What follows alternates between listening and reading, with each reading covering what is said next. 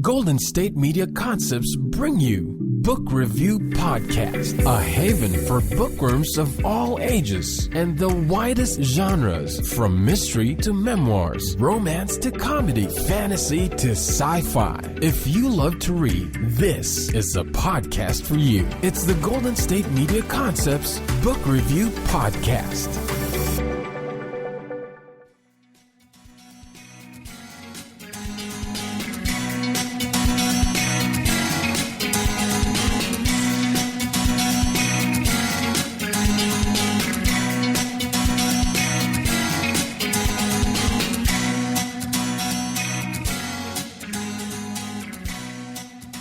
Hello and welcome to the GSMC Book Review Podcast, brought to you by the GSMC Podcast Network. I am your host, Sarah, and I am happy to be here with you again on another Tuesday episode.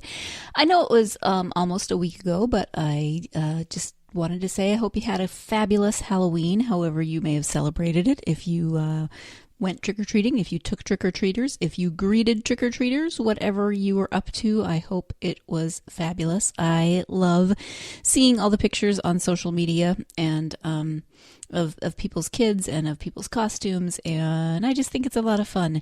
And I try to avoid eating my weight in candy because, you know, you reach a certain point in life where eating your weight in candy just isn't good for you anymore. It's probably every point in life, but it gets worse as you get older. So enough about my eating my weight in candy. I am happy, as I said, to be with you on this Tuesday for another author interview. Today I am interviewing Brett Fleishman, who writes poetry collections for children, which I love. When I was younger, I loved Shel Silverstein. I loved A Light in the Attic. I loved Where the Sidewalk Ends. I loved his collections of poetry, and I loved how they ran the gamut from hilarious to actually serious. And he touched on some topics that I remember reading some of the poems and thinking, wow, you know, I think that sometimes, and somebody actually wrote a poem about that, and it got me interested in poetry. Before Shel Silverstein, though, my parents gave me a collection of poems, and I cannot remember the title of it. It was beautifully illustrated, though, and I loved that, and that also got me interested in poetry.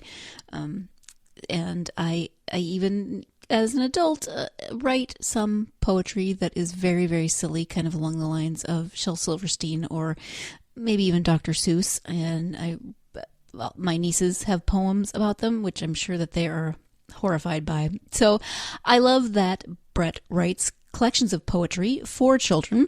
He writes we're going to be talking today in the interview about volume 2 of 3 separate collections. He has written a volume 1 and now volume 2 for 3 different age groups. So ages kindergarten through 2nd grade, 3rd through 5th, and 5th through 7th. And each level has different he puts different ideas and different types of poetry into each level.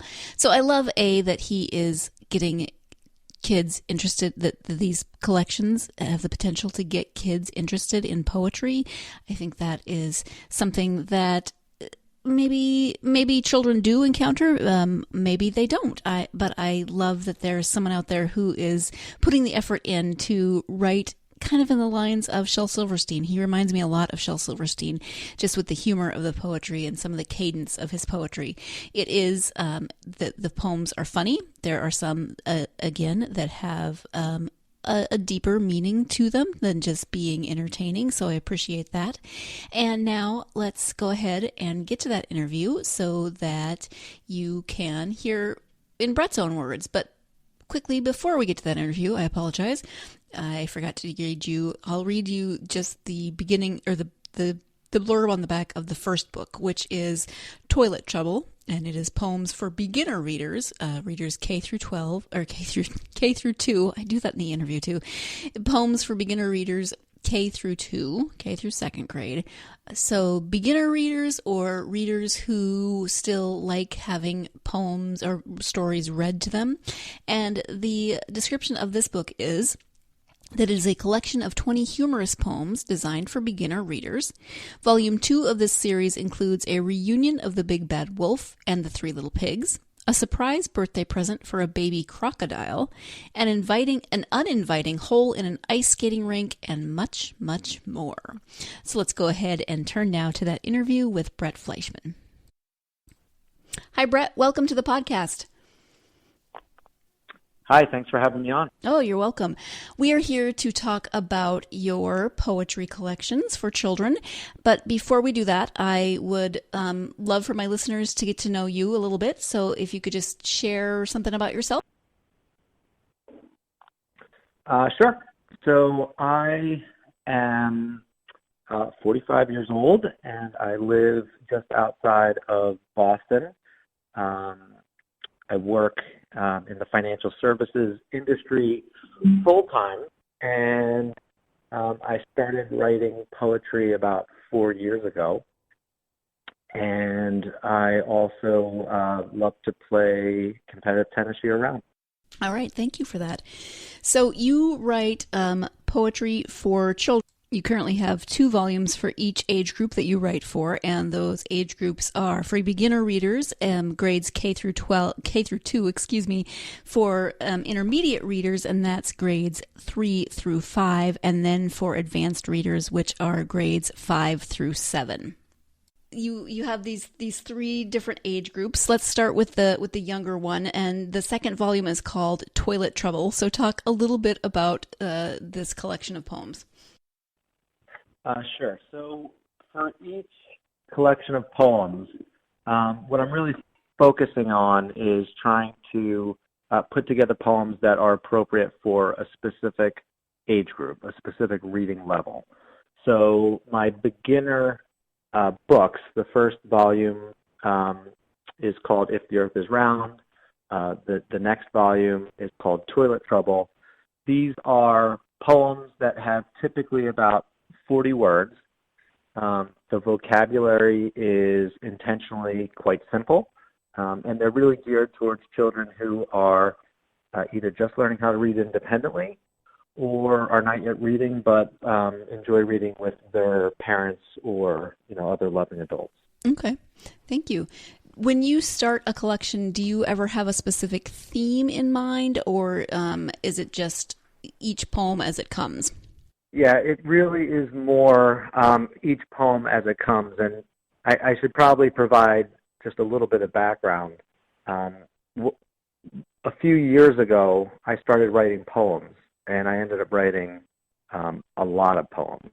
And over the course of a couple of years, I put together so many of them that I started to organize them by what I thought would be good reading levels. And so when I'm putting a book together now, it's really more going through some of the work that I've put together, doing a lot of editing, and then selecting ones that I think are particularly good for a specific age group. So there is no, I wouldn't say there's a theme in terms of all of the poems are about animals or all of the poems are about a specific topic.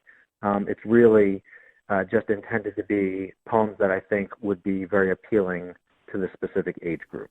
Okay. And where do your ideas for the poems come from? They come from everywhere. I guess overall, what I'm really trying to do is think like a kid, and unfortunately that's very easy for me. I wouldn't say I'm the most mature person on the planet, so my ability to relate to a 7-year-old and what they're thinking comes incredibly naturally. So what I'm really doing when I'm putting together any poem is really starting off by thinking, one, what would be a topic that I think kids would find appealing? And then secondly, what kind of spin can I do with that topic to make it interesting for them? So as an example, Toilet Trouble is the name of the second volume for the beginner books. And while the book is called Toilet Trouble, that's one of 20 poems in the actual book. But in this particular poem and on the cover of the book, you'll see a child, and all you can see is the feet sticking out, and it looks like the child is lodged inside of the toilet. And essentially it's a poem where a young boy has a sister. She keeps telling him after he goes to the bathroom that he should put the seat down. He keeps saying, no, why should I do that? I know you're going to do it. And at one point, his sister gets annoyed and decides not to do it. And so, of course, when he goes to sit down, he falls into the toilet. So, you know, I just went to a school in Boston. I took out this book. I was reading it to first graders. And, I guess this is a good example of liking potty humor, because as soon as they saw this one, they said, read this book, read this poem, read this poem. Yes. And so that's the general theme. Come up with something that I think would be funny for kids and try to put a spin on it that I think would be particularly appealing for them. Right. Well, as a female, I think all women would relate to this particular poem about putting the seat down. No one wants to fall in. Yes. I know my sister would relate to that. Yes. Do you have children? I do. I have two boys, and they are currently almost 15 and 12. And when I started to write poems 4 years ago, they were the perfect audience, because at the time they were 8 and 10. And that's really the sweet spot, certainly for the intermediate books. And I would say that if I looked at all of my poems in aggregate, maybe 70% of them are geared towards that sort of, 8, 9, 10, 11-year-old age group. So it was a lot of fun, not only writing the poems, but getting instant and very honest feedback from what should be a pretty accurate reflection of my target audience. Mm-hmm. Yeah, they're very honest at that age. Not a lot of tact. So it's one of my favorite things about one of the things I really appreciate about children is how honest they are. Yes. You're not going to get sort of a polite response. If they think it's funny, they're going to laugh. If they don't think it's funny, they're going to stare at you like it makes no sense. Exactly. And so that to me is actually incredibly endearing, and I wouldn't trade that for anything. Mm-hmm. In the middle of Toilet Trouble, there is a 10-book poem. This is part 2. So will there be 10 volumes of poetry for this age group? Yes, that is definitely the intent. I have, I think, around 7 books worth of content right now. So I will need to definitely do some additional writing, and I will feel quite compelled to finish the entire poem. But I thought it would be fun to have a poem that goes from book to book to book. I'm sure with the internet now, it won't be very hard for people to cobble it together, even if they don't have all of the books. At the same time, I just thought it was just a little bit of a different spin on putting together a poem. Yeah, okay. So moving on now to Take a Hike, which is for that's your middle group, the 3rd through 5th graders. Talk a little bit about this collection. So Take a Hike is intended for intermediate readers, and again, sort of older elementary school. And, I really enjoy writing for this age group because there's a lot more that I can do with my poems. And one of the things that I really enjoy about writing poetry is it's not even about the poetry. It's as much about challenging kids and trying to do things that are hopefully humorous, but also intelligent or challenging for the actual reader. And so in the intermediate book, what I like to do in that regard, there are 2 things. One, I enjoy including these zany word blenders as part of the collection. So these are word puzzles, essentially. They're limericks, and within each line of the limerick, they have a hidden word that they have to find. And it's something that I enjoyed doing a lot growing up. I loved doing cryptograms and word jumbles and crossword puzzles. Even today, I still like Boggle and Scrabble and other games like that. What was really fun about these jumbles is it was clearly intended for children, but they're hard. They're really difficult. And yeah, I was at Logan Airport. That's the airport in Boston, and I was going on a business trip.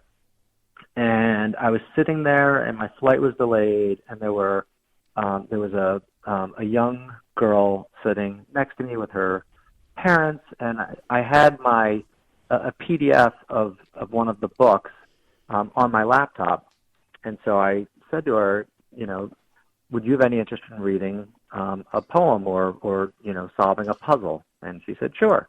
And so the long story short is she was solving this puzzle, one of these zany word blenders, and then she couldn't figure it out, so her mom started to help her, and then her mom also couldn't figure it out, and then suddenly it was the girl, her mom, her dad, and then when her older sister came over, they were all trying to solve these zany word blenders together, which was really, really fun and amusing to see that it was something that both children and adults would find enjoyable. Mm-hmm. And I am going to jump in here so we can take our first break of the podcast. But how cool is it that not only are there poems in these collections, but also zany word blenders and learning about puns and idioms and all kinds of great things. So we are going to take that first break. And when we come back, we'll be talking more about the second book for middle grade readers and then moving on to the book for advanced readers. So stay tuned. You're listening to the GSMC Book Review Podcast, and I'll be right back. Want to know the latest and hottest music hitting the airwaves? Don't be left out. Listen to the Golden State Media Concepts Music Podcast. Keith keeps you on the loop with everything you need to know from pop, rock, hip-hop, and the top 40. And we'll throw in news of your favorite artists, concert and tour dates, and so much more. Listen no further, because this is the gold standard in music podcast.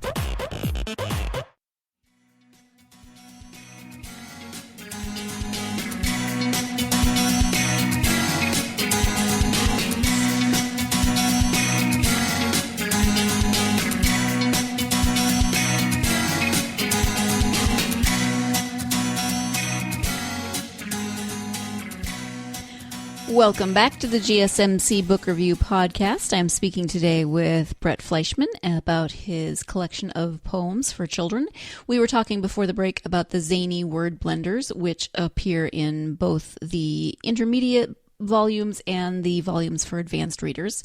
Since we are at a break, I thought I would also tell you or give you the description of the second volume of intermediate poetry. This book is called Take a Hike, and it is a collection of 30 humorous poems designed for intermediate readers, grades 3 through 5. Volume 2 of this series includes a store that sells human body parts, a girl who controls the moon with her nose, a whitewater rafting trip with an unexpected ending, and much, much more. So let's go ahead and get back to that interview with Brett Fleishman, and we are talking about those zany word blenders. Now, I'm looking at the first one in this book, and it's Zany Word Blender number 1, and in parentheses it says tennis. Now, the poem itself is not about tennis, but tennis gives you the clue for the words that you're looking for. So, for instance, on the third line, I was trying to figure out what word it was, and it could have been dad, but of course that has nothing to do with tennis. So, it's helpful. And for me, at least, I'll say thank you for giving the clues. Yeah, and in the back of the book, I have an answer key for each of the three zany word blenders. So you're absolutely right. It's not that particular one is not about tennis, but in each of the 5 lines, there's an answer that is specifically about tennis. Right. So that has to be a lot of fun, maybe a bit of a challenge to come up with those. Yeah, I would say of all of the poems that I've written, those are without question the hardest, because you're not only, as the writer of the poem, not only am I trying to make sure that it fits into the rhyme scheme of a limerick, but I'm also trying to write words that I know can take the ends of one part of a word, the beginning of the next part of a word, and forming a new word, and all of those are within the same theme. So it's a challenge, but it's fun to create. Yeah. And you also you say in the beginning of the book that you use a lot of wordplay, that you enjoy puns and idioms. I might even say there's some dad jokes in the puns. Yeah. And I like that you say it in the intro, and then you say if it's something that you're not sure about or you don't understand, there's an appendix. So talk a little bit about your decision to use wordplay, and you don't dumb it down. You put the wordplay out there, and then but in the back there's an explanation. Should kids need a little more explanation for the wordplay that they might not understand? Yeah, so I guess just the genesis of this, when I think back to one of my favorite books growing up, I'd say one of my favorite books of all time was a book called The Phantom Tollbooth. Mm-hmm. It's a children's fantasy novel. The author's name was Norton Juster. And without going through the whole book, it's essentially about a young boy. His name's Milo, and he gets this magic toll booth and ends up driving his toy car through it. And then suddenly he ends up himself in this foreign land where he's traveling by car. He's got his dog, Tak, I think is the name of the dog, and he's trying to save these princesses who are taken captive. So that's the genesis of this. That's the story itself. The reason why that story was so inspirational to me is because throughout that book, Juster consistently weaved in these word plays. He would take idioms and puns and then use them in multiple ways throughout the book. And I just found it fascinating. It was so smartly done, just really, really intelligent humor. And I've always been attracted to that sort of very quick or, I guess multiplicity in terms of words and how they can be used. So in the books that I've created for the intermediate and advanced readers, there are always lots of puns and idioms. And so I start off, as you mentioned, just saying, this is what's in the book. So if you see a P at the end of a poem, it has a pun in it. If you see an I, it has an idiom in it. And, some of those are going to be too difficult for the younger readers to understand. Some of them they will understand. For those who don't understand, I want to make sure that they can understand it and don't read the poem and sort of get it but not quite get it. So in the back of the book, I have an appendix section, and at the beginning of the appendix section, I review, what is a pun? What is a homonym? What is an idiom? And I try to do it in a way that is the least painful possible. It's a lesson, but hopefully it's, a reasonably short and hopefully funny lesson. Once I explain those, I then go through each of the poems that have puns in them, and then each of the poems that have idioms in them, and I describe for each one what was meant. And I think that my goal is for this to become a self-contained lesson plan, but a fun lesson plan. And it's one of the reasons why, as I think about sort of the audience and sort of my target audience, I think educators, school systems, English classes would be one that would certainly find it appealing and appropriate for the curriculum. The other thing that I liked about this book is that also at the end, after the appendix, you have a list of poetry contest winners. So talk a little bit about those poetry contests. So I've been fortunate to go to a number of different elementary schools. And when I've gone to these schools, I typically have done these large group presentations. I have 3 of them. They're geared towards different age groups. So there's a lesson about rhyming, which is for kindergartners and first graders. There's one about puns, which is more for sort of second and third grade, and then idioms, which is for fourth and fifth grade. And after doing these very large presentations, I'm lucky to be able to reach a large audience all at once.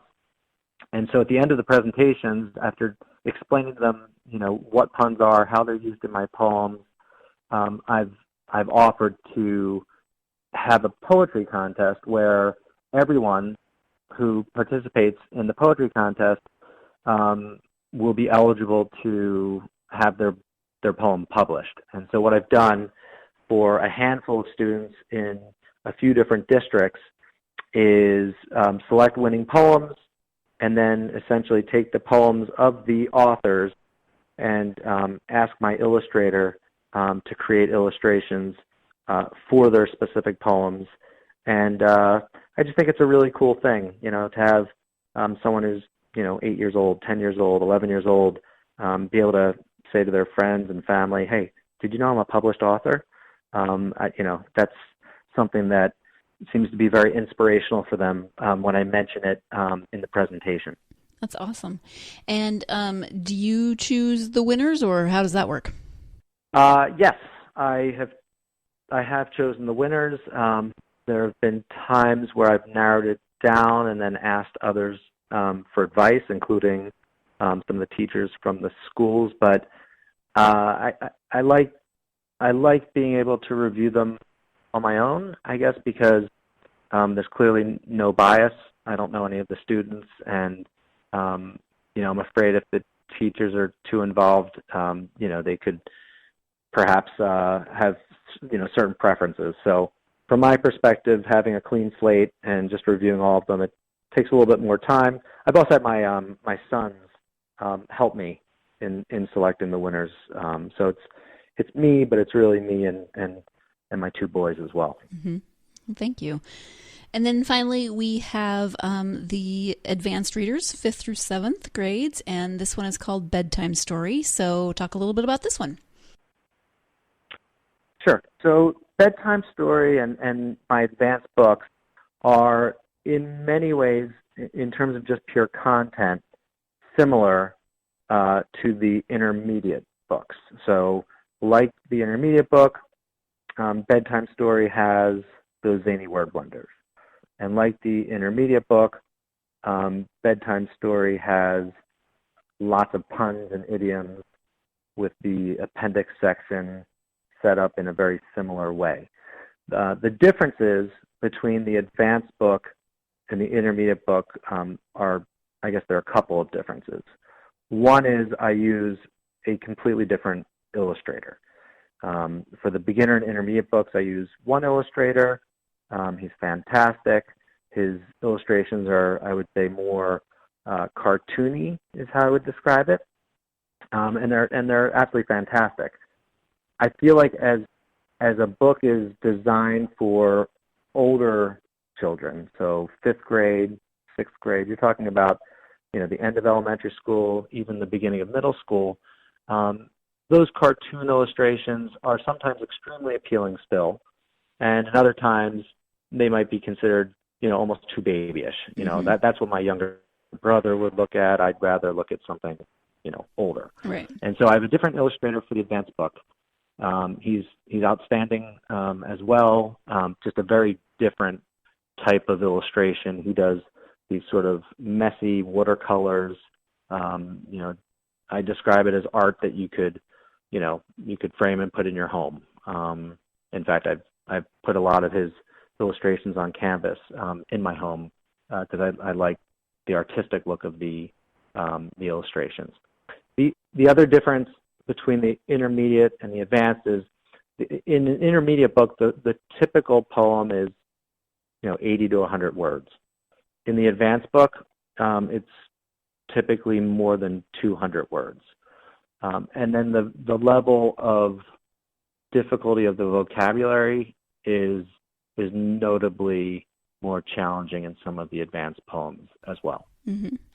Thank you. And there is another poetry contest at the end of this one, just with one poem though. So is there a difference in the advanced readers, the poetry contests for the advanced readers? I would just say it was more a function of the schools that I went to than anything else. So most of my school visits so far have been to elementary schools. That particular winter was a school visit that I did to a middle school. And so I was intentionally targeting an older audience, and that's why only one was selected for that particular one. Let's go ahead and take this opportunity to take our second break of the podcast. And when we come back, we'll be concluding the interview with Brett. So stay tuned. You're listening to the GSMC Book Review Podcast, and I'll be right back. Tired of searching the vast jungle of podcasts? Now listen close and hear this out. There's a podcast network that covers just about everything that you've been searching. Hey! The Golden State Media Concepts Podcast Network is here. Nothing less than a podcast bliss with endless hours of podcast coverage. From news, sports, music, fashion, cooking, entertainment, fantasy, football, and so much more. So stop lurking around and go straight out to the Golden State Media Concepts Podcast Network. Guaranteed to fill that podcast itch. Whatever it may be. Visit us at www.gsmcpodcast.com. Follow us on Facebook and Twitter, and download us on iTunes, SoundCloud, and Google Play.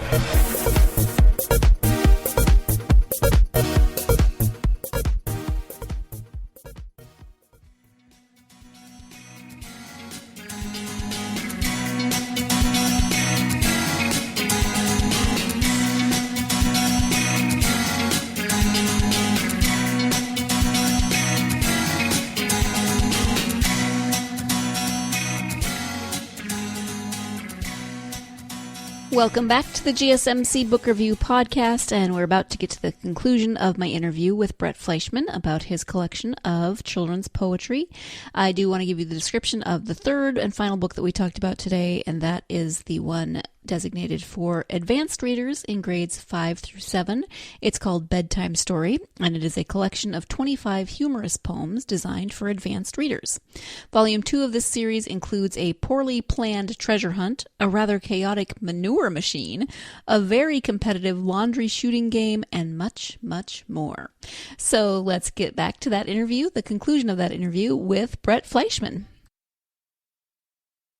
So, Volume 3 is next. Are you working on that currently? So the answer is no. Okay.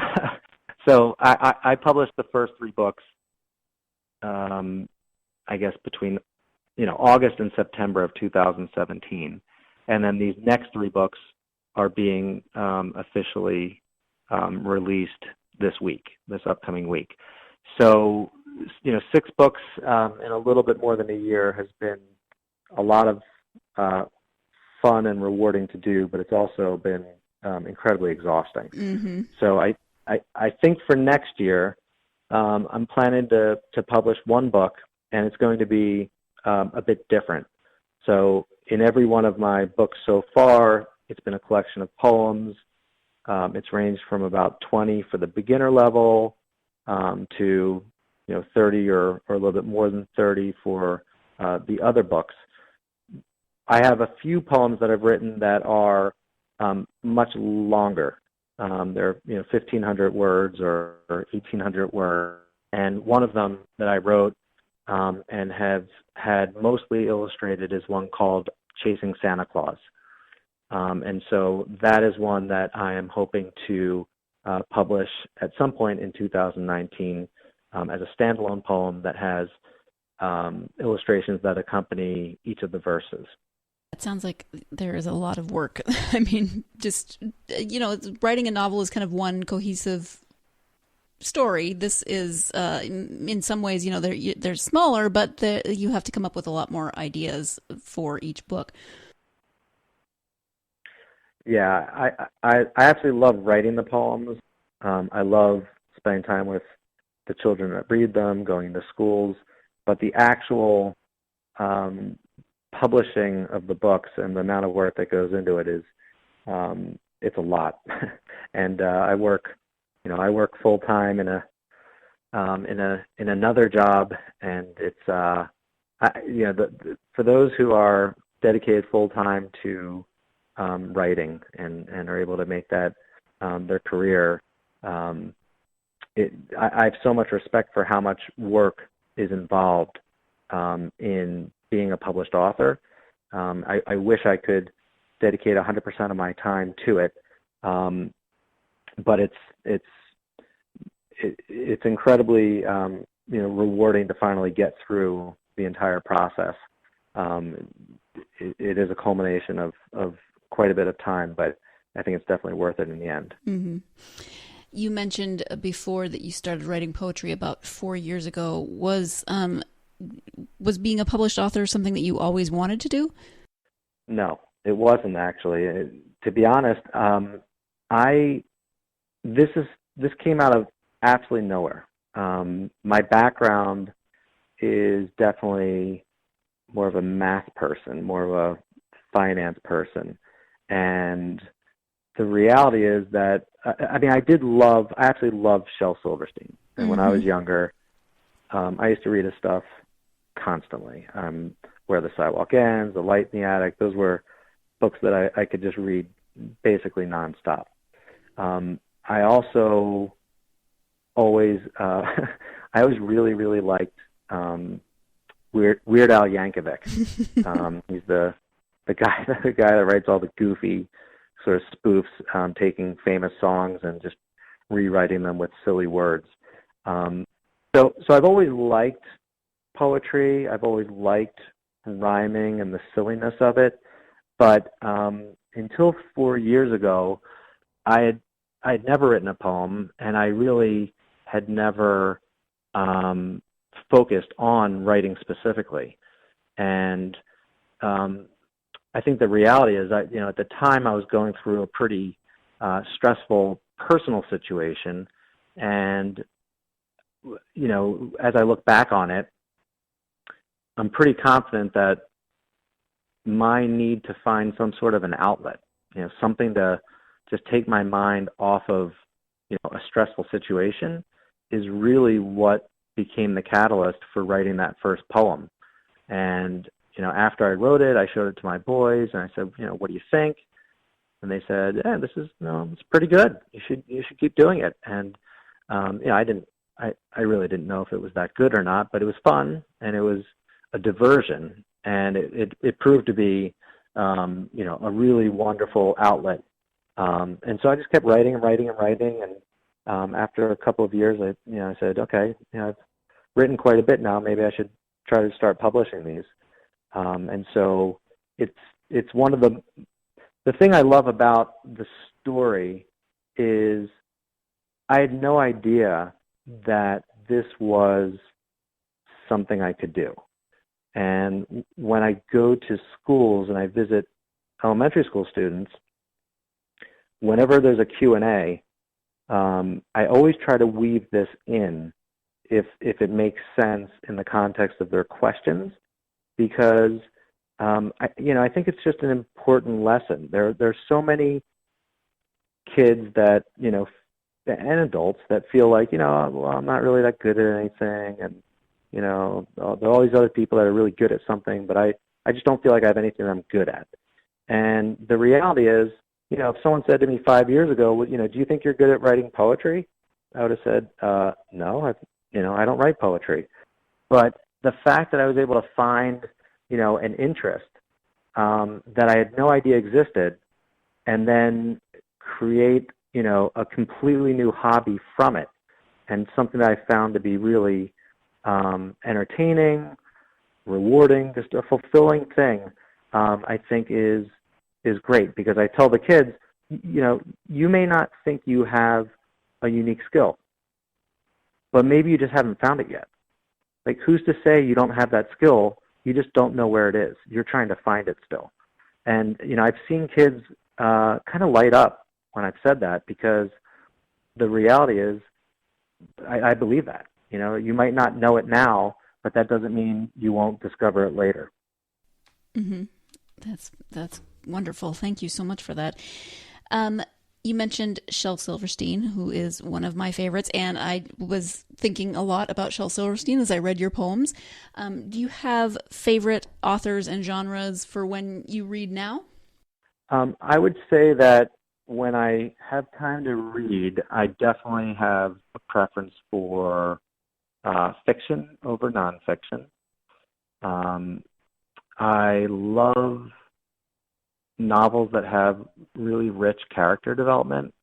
I've always liked sort of deep, complex, interesting characters. There's an author that I read quite a bit of in the past, and I feel like I should reread his books. His name is Richard Rousseau, and he's written, actually, I think he won the Pulitzer Prize for his novel Empire Falls, and then he's had a number of books that have ended up turning into movies.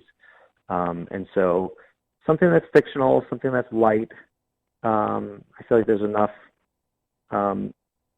intense, stressful stuff that happens in everyday life. So when I read, I like to sort of put myself in something that I think is, interesting, relaxing, and as far away from reality as possible. Mm-hmm. Yeah, I understand that. Do you have a website, and where can people find you on social media? Yep. So for my website, it's quite simple. It's just www.myname, which is BrettFleishman.com. So www.brettfleishman.com. And then I am present on social media, mostly on Instagram and Facebook. And if you type in funny bone tickling poetry, that should get you to the sites pretty quickly. Okay, thank you for that. Is there anything that we haven't talked about in terms of writing or poetry or your books that we haven't covered that you would like to talk about? I think maybe the one thing that we haven't touched on is for every one of my books, I always include a learning lesson in the book. So, my first goal is for the poems to be funny and make the kids laugh. And my second goal, particularly for the intermediate and advanced books, is to not only make them laugh, but also to make them think. But I like the idea of having something in the books that is more of a learning lesson. And so as I think about Bedtime Story, so this is the second volume. It's the advanced book. There's a poem at the end of the book. It's called Famous People Day, and essentially, a teacher says to her students, I'm going to ask you a question, and just give me your answer. You can't pass. And she says, let's start off with painters. Who's someone famous that you know? And then this person raises their hand, and they end up saying Van Gogh. And the teacher says, it's a great choice. Your answer is really smart. But when he was alive, he could barely sell his art. And so, as it turns out, Van Gogh really sold virtually nothing when he was living, which is truly amazing. And then they talk about authors, and someone answers Dr. Seuss, and she says, did you know that his first book was turned down 27 times? And of course, everyone's surprised by that. And finally, they talk about an athlete. Someone says Michael Jordan, and of course, he ended up being cut from his either varsity or JV basketball team in high school. And so, the way the poem ends is the teacher basically says, they're famous, indeed. And then she says, those who aren't afraid to fail are those who do succeed. And, so I try to have something in each book that will be appreciated by the children reading it, but also hopefully if the parents are reading it with them, something that they would be sort of proud to convey to their kids as well. Mm-hmm. Okay. Thank you so much for that. And I want to thank you for taking the time out of your weekend to talk to me about your poetry collections. They're so much fun. And as I said, they reminded me of Shel Silverstein. So thank you so much for coming on the podcast and talking to me. Well, thank you very much. I really appreciate your time, and have a great rest of the weekend. Thanks. You too. As always, I want to once again thank my guest, author Brett Fleishman, who took the time to come and talk to me about his poetry collections. Again, I love that he writes poetry for various age groups to try to get them interested in puns and idioms and wordplay. He includes the word puzzles, the zany word blenders, which I just think it's a lot of fun, and the books provide a great opportunity for children to become acquainted with poetry if they aren't already. And as he said in the interview, he works with elementary age groups, elementary classes, teaches them about puns and idioms and rhyming and all of those wonderful things. So I think that's wonderful. For you, my wonderful listeners, who I want to, as always, thank for joining me. We do have a giveaway opportunity. I have a copy of each of the books that we talked about today. So each of those age groups, Toilet Trouble, Take a Hike, and Bedtime Story. So if you are interested in winning a copy of one of those books, all you have to do is go to our social media, Facebook, Twitter, or Instagram, and comment on the post, episode 119, interview with Brett Fleishman. That's it. Simple as that. If you have a child in your life who you would like to introduce to poetry, or who already loves poetry, someone maybe who loves Shel Silverstein and you want to continue to encourage that, or you like to read poetry with them, these books are great. And as I said, I have one of each age group, so go to our social media and enter to win a copy of Bedtime Story. You can enter until Sunday, November 11th, and then I'll announce the winners on Monday, November 12th. Thank you so much for joining me. Thanks again to Brett for joining me for the interview. I hope you're having a wonderful week, and hope you'll join me again on Thursday. In the meantime, go out there and get yourself lost in a good book. Thanks. You've been listening to the Golden State Media Concepts Book Review Podcast, part of the Golden State Media Concepts Podcast Network.